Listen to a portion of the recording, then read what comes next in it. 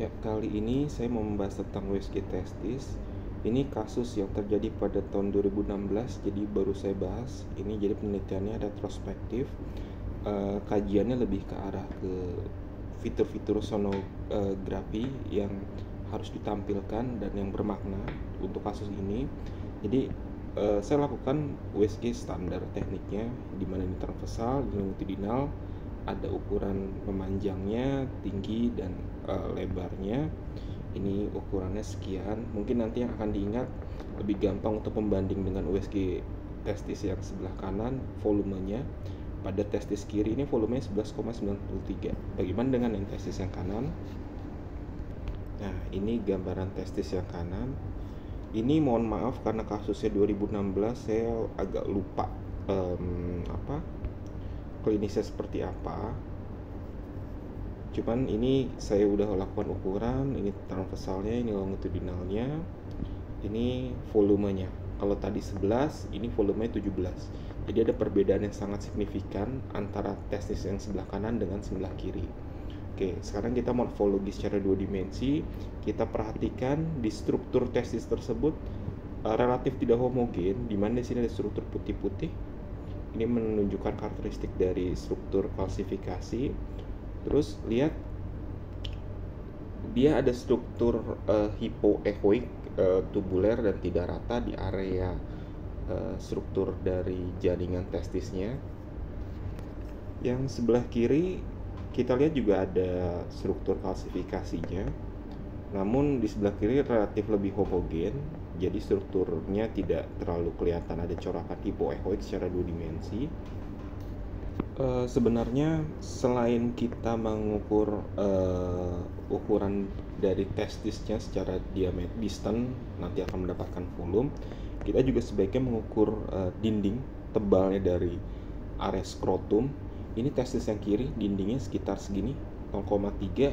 Terus saya supaya lebih presisi lagi, saya ambil sisi yang lainnya.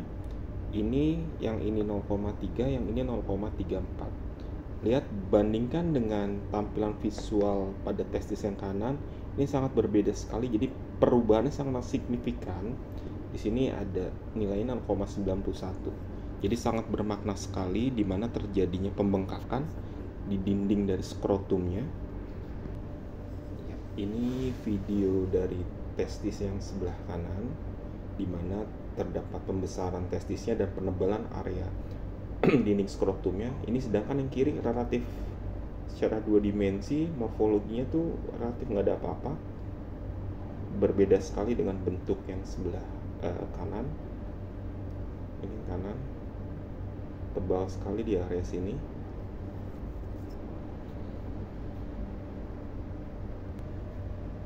Nah, kalau ini area dari epididymis sebelah kiri, lihat bentuknya seperti ini.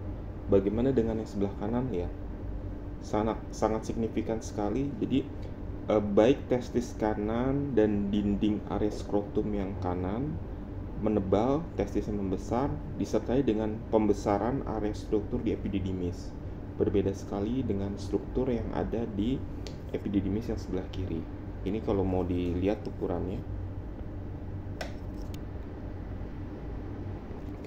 Ini masuk ke corakan dari vaskuler. Saya menggunakan color flow, di mana testis yang kiri vaskularisasinya yang masuk ke dalam area struktur jaringan testis relatif mengisi, konsisten, dan yang sebelah kanan relatif sedikit sekali.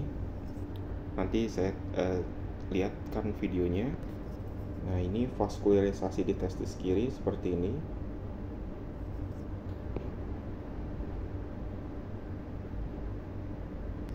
Nah, ini vaskularisasi di area testis yang sebelah kanan. Ini pola sebaran dari testis yang kanan. Dia relatif dikit banget yang isi, bahkan kecenderungannya hampir tidak ada. Bagaimana pola karakteristik di epididymis yang sebelah kiri? Nah, lihat seperti ini. Dia tidak hipervaskuler. Bagaimana dengan yang sebelah kanan? Nah, sangat hipervaskuler sekali. Ini gambaran dari Whirlpool sign. Jadi karakteristik klasik dari kasus testis. Oke, ini video dari vaskularisasi color flow menggunakan color flow di area epididymis yang sebelah kiri. Lihat perbedaannya bagaimana dengan yang sebelah kanan. Nah, ini pola vaskularisasi epididymis yang di sebelah kanan.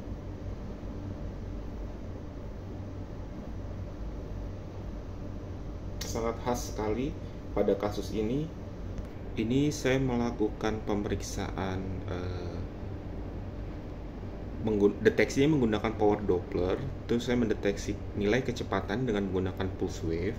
Walaupun ini sangat minim sekali, saya mencari pulsasi dari vaskularisasi di internal dari testis yang sebelah kanan dapat, namun nilainya bisa kita perhatikan. Oke, perhatikan di sini strukturnya, dia ada pulsasinya, pst, pst, pst, kemudian hilang. Jadi fase sistoliknya ada, cuman fase diastolik itu nggak ada. Jadi ini area yang ini area tampilan dari sedikit venanya. Jadi ini sebenarnya yang area sini bukan area dari arterinya hanya ini aja. Pst. Jadi fase sistolik nilainya kalau kita lihat sangat rendah sekali.